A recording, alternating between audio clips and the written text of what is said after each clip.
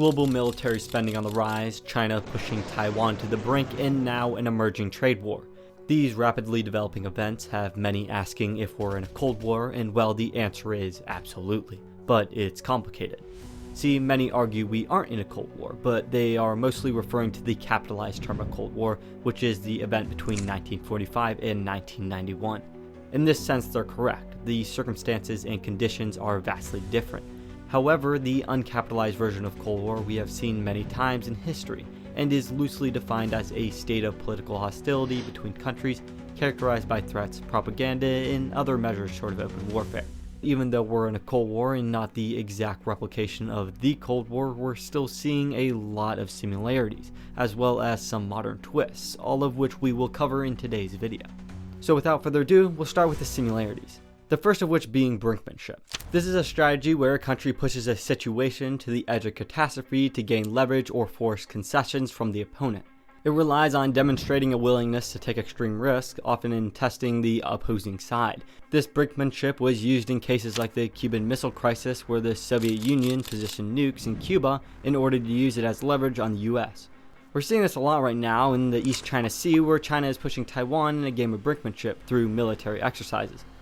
These exercises involve live firing, simulated air and land strikes, and joint operations with air and rocket forces. This all comes at a time where China considers Taiwan as part of their territory and are threatening to take it over. To add to the complexity and risk, the US has vowed through the Taiwan Relations Act to provide Taiwan with the means to defend itself and maintain peace in the Taiwan Strait. This game of brinkmanship is pushing concerns of an all-out war between China and the US, and combined with Russia's aggression in Europe, it has triggered worldwide concerns. This has led countries like Germany, France, the US, Poland, Lithuania, Estonia, India, Japan, and many more to ramp up military spending. This also comes at a time where the number of nuclear warheads assigned to operational forces is increasing, and countries like the US are rapidly modernizing their arsenals.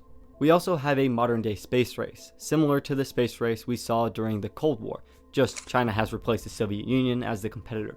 China has made rapid advancements in its space program in recent years, with its lunar missions, Mars explorations, and the Tanago space station, all of which challenges the United States' dominance.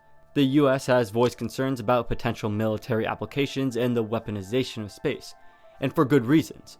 Looking past these civilian programs, China has also been developing the Space Silk Road, an initiative with the goal of expanding global influence. If done successfully, this gives China more soft power in the world, further challenging the Western world's dominance. In response to these actions, America has created the Space Force and strengthened cooperations with companies like SpaceX. This technological race is a key part in any Cold War because it shows two opposing sides competing for technological supremacy in order to have an upper hand in any future conflicts. But those conflicts have already started. They're called Proxy Wars, something that was fairly common during the original Cold War. These wars occur when major powers support opposing sides in a conflict without directly engaging in combat themselves, often by providing resources or funding. This allows countries to advance their interests without directly engaging in conflict on their own turf. We saw this multiple times during the Cold War, with the most notable being the Vietnam War and Korean War. In modern day, we have multiple proxy wars being fought. In Syria, we have Russia and Iran supporting the Assad regime, while the US and NATO allies back various opposition groups. In Yemen, Iran-backed Houthi rebels are fighting against a Saudi-led coalition supported by the US and its allies. And in the conflict between Sudan and South Sudan, China is invested heavily in oil and the US are supporting Sudan's independence. There's also the Russia-Ukraine war, which many of us are familiar with. This isn't a proxy war, but instead an internationally armed conflict. However, there's still a significant amount of funding and resources coming from NATO to support Ukraine, and funding from North Korea, China, and Iran to support Russia. This conflict is serving as a battleground for world powers to fight each other without needing to commit soldiers or risk their own land, unless you're North Korea. Now that's most of what we can draw from the Cold War, so now it's time to look at what's developing this Cold War into a whole different beast. We'll start with the two main groups of this conflict. On one side we have NATO weighing in at 34 countries with a combined GDP of 54.3 trillion. On the other side we have BRICS weighing in at 11 countries with a combined GDP of 30.8 trillion. BRICS, which is a relatively new alliance, has held its first meeting in 2006. They state their goal as challenging the dominance of Western-led institutions such as the World Bank and US dollar.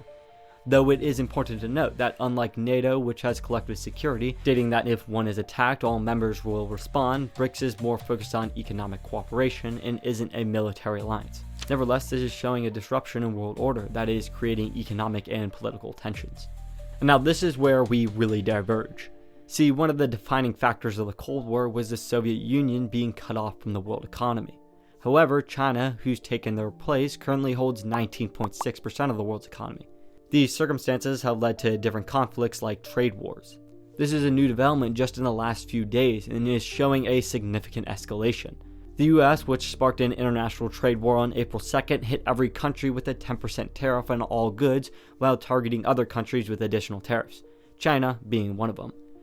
Now, when Trump imposed the additional tariffs on China, he didn't say it was because of a modern Cold War, nor do we need to infer it to have it as evidence. The bottom line is the US slapped China with tariffs and now China is slapping back with their own 34% tariff. This shows an escalation of political hostility between countries, pulled straight from the definition. These new events, from China's actions that are pushing Taiwan to the brink, Russia's invasion of Ukraine, which has put all of Europe on high alert, to proxy wars that are simmering in the Middle East and a modern space race which continues to heat up, will undoubtedly shape this decade into an interesting one. If you want to further this discussion or help with future videos, you're more than welcome to join the Discord in the description. But for now, that's it for me, and I'll see you guys in the next video.